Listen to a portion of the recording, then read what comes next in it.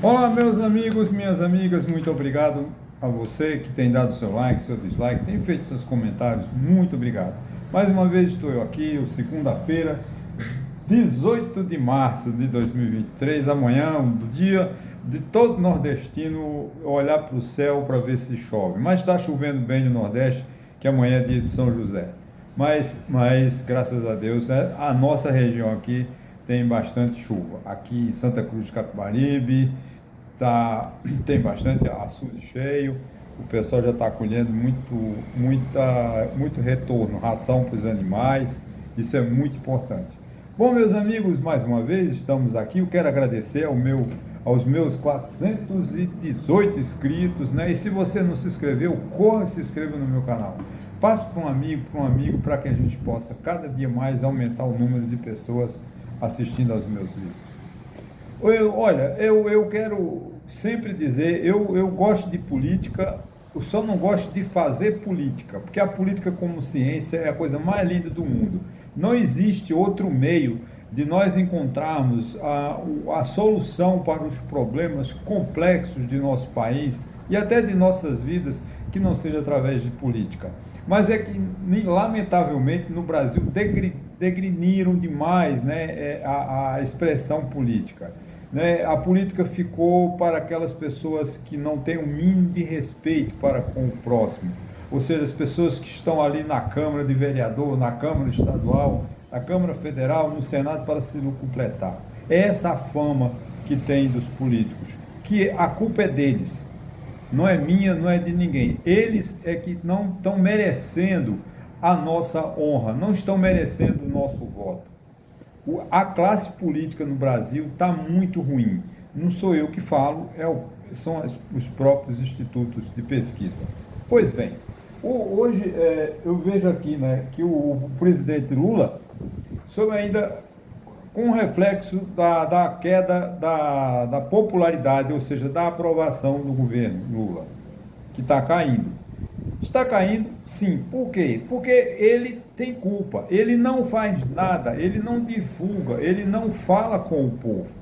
O Lula, ele foi eleito por uma frente ampla de pessoas de direita, de centro, de esquerda, votaram em Lula, porque nós não aguentávamos mais os desaforos, as aberrações de Jair Bolsonaro. Então elegemos o Lula e ele prometeu no seu discurso de vitória que governaria para todos os brasileiros. Isso está escrito, gravado no discurso dele. O que infelizmente não está ocorrendo na verdade. O Lula está governando para meia dúzia de pessoas seguidoras dele, que são as pessoas do PT. E o Lula, nos primeiros governos de Lula, ele tinha conselheiros. Como você pode não concordar, como José Disseu, como José Genuíno, Aloysio Mercadante, o próprio Palocci, que o Lula ouvia, mas agora as pessoas não têm mais assim coragem de chegar para Lula e dizer: Lula, você está errado. É como se eles botaram o Lula numa redoma. Lula é um intocável, né? Fizeram uma espécie de sacralização do presidente Lula e de sua esposa, a senhora Janja. Eu não estou desmoralizando, desmerecendo nenhum dos dois. Sou fã como pessoa humana do casal, que está lindo, que eu quero que eles sejam felizes. Só que ela tem que usar, a Janja tem que exercer a função, que não tem função de primeira dama, né? Vamos dizer para lá. Ela tem que ser a companheira, a esposa de Lula, o apoiar nas horas que ele mais precisar, mas ela não tem que se intrometer na vida pública. Essa é a grande verdade. Se ela quiser ajudá-lo, como antigamente toda primeira dama era presidente da LBV, Legião da Boa Vontade, fazia ações sociais. Mas isso parece que ficou degradê, ficou assim meio esquisito se falar de... A LBV acho que acabou. Era uma instituição antiga que tinha no meu tempo, que fazia bem à humanidade, ao povo, mas que isso acabou, né? Vamos lá. Então, qual é o problema de Lula? O problema de Lula é a falta de comunicação. O governo do PT não comunica-se com o povo, porque o povo de Lula, o Bolsa Família, aquele que recebe Bolsa Família, esse povo já está consolidado. Esse não vai mudar mais de Lula, porque ele está satisfeito com o Bolsa Família. Mas o Lula precisa de penetrar, por exemplo, ele tem uma alta rejeição no mundo evangélico. Tem como Lula crescer? Tem. Mas o que acontece? O Lula tem que dialogar com esse povo, mas o Lula está dialogando como? Apoiando o PEC que imuniza os pastores e os templos de pagar tributo. Gente, isso não ganha voto.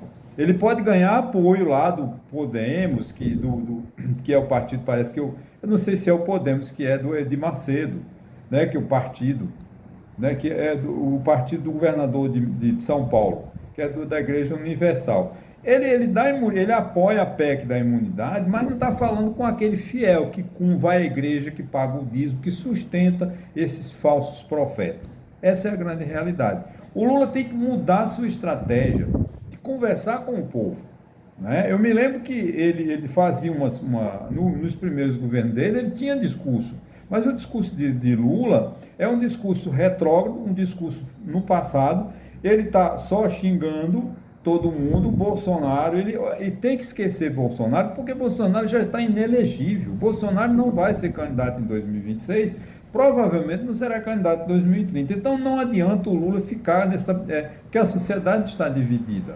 Essa é uma realidade. E o Lula tem que quebrar esse paradigma, ele tem que ter pulso firme, maneira política. Ele sabe, Lula é político, ele sabe. Ele está apostando nessa dicotomia Bolsonaro-Lula, porque ele sabe que isso é muito importante para em 2026, numa provável reeleição. Mas ele não está governando para o país. E outra coisa, o Lula, quando ele quer aumentar os gastos, ele quer gastar, ele não quer aceitar o déficit zero em 2024, ele quer conversar com o Senado, com o Congresso para aumentar os gastos, ele não está pensando no Brasil a longo prazo, ele está pensando no hoje, no amanhã. Agora, se o país não tiver, se o governante não tiver a responsabilidade de cuidar das finanças públicas do nosso país, isso vai repercutir no futuro de que forma? Explodirá uma alta inflação, alta taxa de juros e assim sucessivamente, como nós estamos vivendo atualmente. Por quê? Por que o país está vivendo nessa dificuldade com um déficit bilionário ou trilionário, né, da Previdência Social por erros do passado, governantes do passado que nada fizeram para resolver o problema do déficit fiscal? Então o presidente Lula tem que ouvir mais a voz das ruas, mas ouvir a voz das ruas não é simplesmente sair comprando, xingando o lado de Bolsonaro. Ele tem que conquistar eleitor, né? Ele buscar esse eleitor, ele tem que ir nesse mundo evangélico, trazer para ele, que ele tem, porque eu me lembro no primeiro governo Lula, o vice-presidente, o José Alencar, era da Igreja Universal, e a Igreja Universal, Edir Macedo, governava com o PT. Né? Eu acho que o próprio Malafaia, que parece hoje um dos maiores candidatos a presidente da República em 2026, que o discurso radical de Malafaia, ele não está simplesmente apoiando Bolsonaro. O Malafaia está se colocando como um provável candidato em 2026. Pode ser para governador do Rio, pode ser para alguma coisa, mas Malafaia não está fazendo discurso à toa. Ele está ganhando alguma coisa. Malafaia não é bobo, né? O próprio Valdemar Costa Neto não é bobo. Ele, se chamar e pagar, ele vai.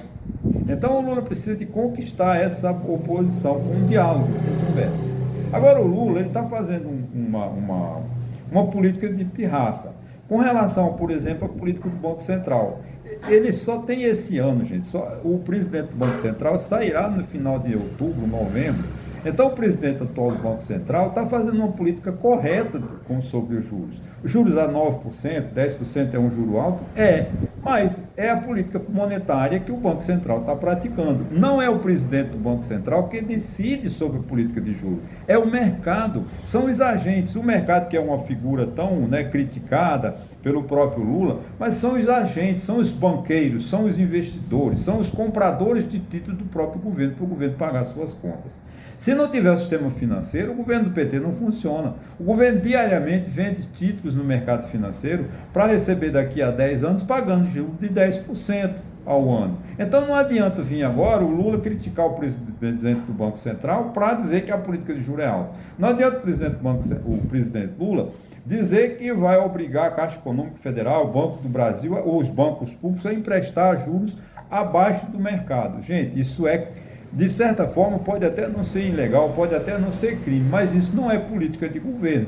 Porque se o governo Lula, né, por exemplo, vamos dizer que o BNDES, Banco do Brasil, Caixa Econômica, que são agentes públicos do governo, resolva emprestar recursos públicos para a iniciativa privada com juros abaixo do mercado, ele está corrompendo o mercado e isso vai obrigar o Banco Central a aumentar mais a taxa de juros, porque é a única maneira que o Banco Central tem de se controlar a inflação é através da política monetária. A política fiscal é responsabilidade do governo federal, do presidente Lula, que é exatamente segurar as despesas, não fechar com um déficit muito alto em 2024. Tomara que zere. Eu estou torcendo para que a política do ministro Haddad seja realmente cumprir a meta de zero déficit em 2024. Isso é fundamental para o nosso país. Outra coisa que vamos dizer assim, que traz a intranquilidade do mercado, mais uma vez, né, dos investidores, dos compradores de título do governo, é a questão de Lula interferir na Petrobras. Gente, a Petrobras tem estatuto, a Petrobras tem lucro, a Petrobras distribui os dividendos dela para quem ela quiser. Agora, usar reter lucro da Petrobras para fazer investimento de política de governo, isso é falta de respeito para com os acionistas, para com a lei. Porque a Petrobras não tem que ser política de governo. A Petrobras, quando ela distribuiu os lucros, os dividendos, quem é o acionista majoritário?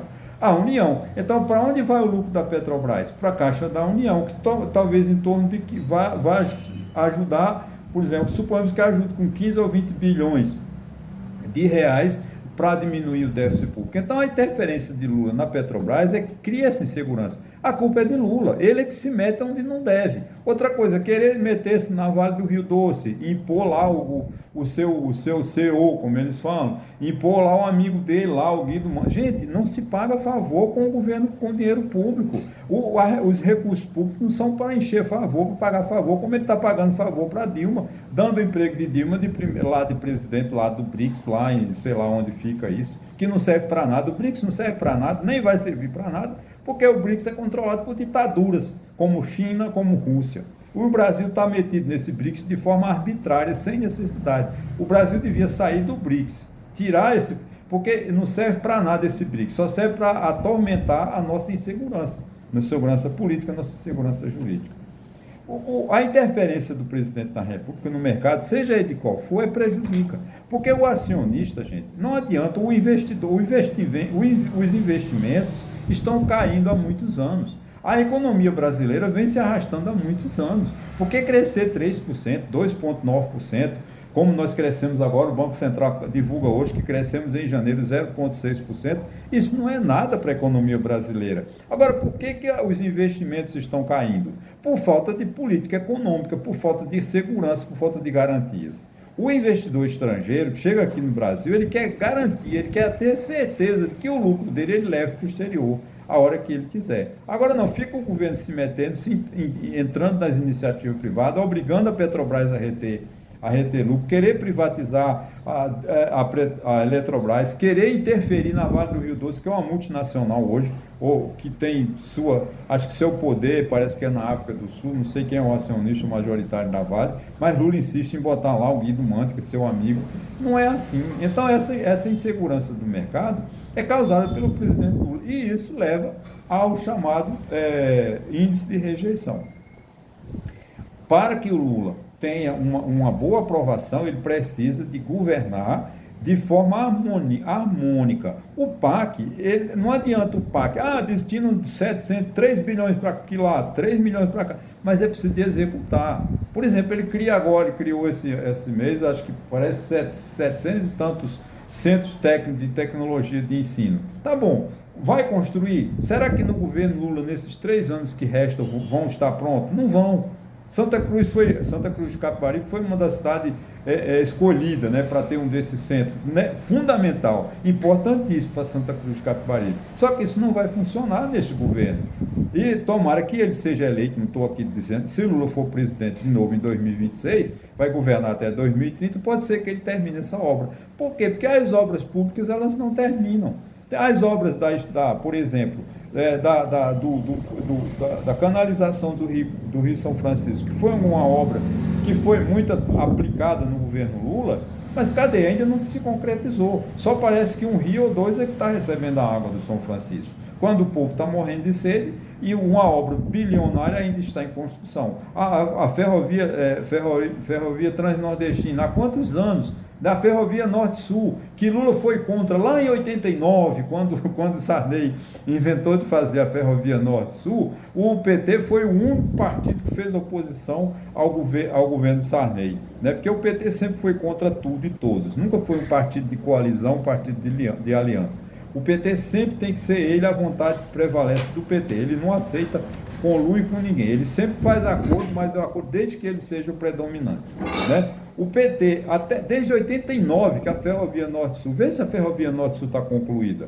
Eu não sei como está. E o governo do PT foi, graças a Deus, a Lula foi um dos que mais investiram nessa ferrovia. Então, o Brasil precisa de ter um diálogo com a sociedade, pegar essas obras que inconclusas, concluir obras. Por exemplo, a BR-104, a BR que liga Caruaru a Campina Grande, e ela vai até Natal, se eu não me engano. Tem a BR-104 Norte, né? Eu estou aqui há 9 anos aqui no Nordeste, é um trecho pequeno, tem uma ponte para fazer, eles com certeza vão levar 10, 19 anos para construir. Por quê? Porque o governo não investe mais em recursos, ele não tem mais recursos para investir. Então o governo Lula precisa de sair dessa onda de atacar o Banco Central, tentar impor que a Petrobras não distribui o lucro. Deixa a Petrobras distribuir dividendo para quem quiser. Não interfira na Petrobras não, Lula. Deixa a Petrobras, o acionista majoritário da Petrobras é a União. Então, quando a Petrobras distribui dividendos, vai para a União, dinheiro para a Caixa da União. Pega esse dinheiro lá e abata na dívida pública, que é muito alta, né? Esqueça a Vale do Rio Doce, que a Vale do Rio Doce é hoje uma empresa com ações na Bolsa de Valores, com os acionistas majoritários na África do Sul, ou em Londres, não sei onde estão, os principais acionistas da Vale.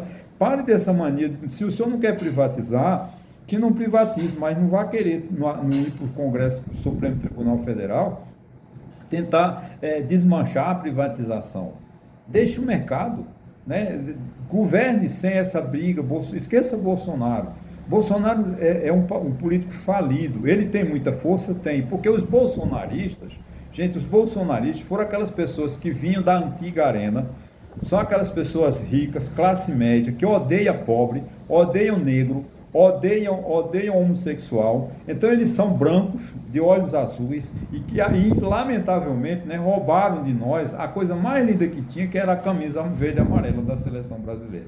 Então o Bolsonaro, eles ficaram na arena, que era um torturador, o partido que apoiava o regime militar. Depois eles foram para o PDS, ficaram enrustidos também no PFL, uma parte saiu, não foi para o PFL, e agora vem o Bolsonaro. O Bolsonaro encampa de novo esses radicais, esses retrógrados, essas pessoas medíocres, frustradas, que querem governar através da força, através de polícia que mata, através de que só prevaleça quem tem dinheiro, só prevaleça quem... Eles são contra a ciência, são contra a vacina. Essas pessoas, o Brasil não conta com elas. Pessoas que pregam golpe de Estado, pessoas que vão em frente de palácio do Exército pedir golpe de Estado, são pessoas que não merecem o nosso respeito. Muito pelo contrário, merece o nosso repúdio. E a nossa de pedir a Deus, né, que os proteja, porque só Deus é que salva esse povo. Não é ódio, a gente não pode transmitir ódio para esse povo. A gente tem que ter pena dessas pobrezas de espírito, dessas pessoas bolsonaristas que pregam um golpe de Estado, que são contra o casamento homossexual, que são contra os homossexuais, que são contra os negros, e contra os preconceitos que o grupo de Bolsonaro é isso, né? O Bolsonaro só tem esses votos porque são pessoas que não querem que o Brasil se desenvolva, que o Brasil seja uma sociedade justa, livre e solidária, porque eles odeiam a Constituição, né? O Bolsonaro odeia a Constituição, ele passou 4 anos, né, tentando desrespeitar a Constituição, não fez outra coisa a não ser desrespeitar a Constituição, ainda pior, ainda programou um golpe de Estado. Então, Lula, governe com o povo brasileiro. Ainda sobra muita gente boa no Brasil, gente que lhe apoia, gente que quer que você seja um grande presidente. Para a história você já entrou. Eu acho que você já é melhor do que Getúlio Vargas. A sua fama, os historiadores vão lhe botar defeito? Vão. Vão lhe apontar erros? Vão, porque você errou muito, presidente Lula. Mas o senhor já entrou para a história. Então governe com o seu amor, com a sua paixão, que eu sei que o senhor tem pelo povo brasileiro. Mas não vá nessa onda desse ódio, não tente se vingar pela injustiça, que se lhe cometer injustiça com Vossa Excelência. Se Vossa Excelência, eu sei que Vossa Excelência ficou preso durante 500 e poucos dias, eu não conheço o processo, não falo sobre ele. Agora, que não governe com a vingança, governe para o povo brasileiro, governe para aquele povo brasileiro que lhe apoia, o povo brasileiro que gosta do senhor, o povo brasileiro que lhe admira. Eu sou um admirador da sua pessoa, eu posso condenar o seu governo, e em muitos aspectos eu lhe critico. Agora, como líder carismático, como líder político, eu tenho que tirar o chapéu para Vossa Excelência. Então, Lula, governa com o coração, governa para o povo brasileiro, esquece esses radicais bolsonaristas que eles não estão com nada. Mais uma vez, muito obrigado e até a próxima.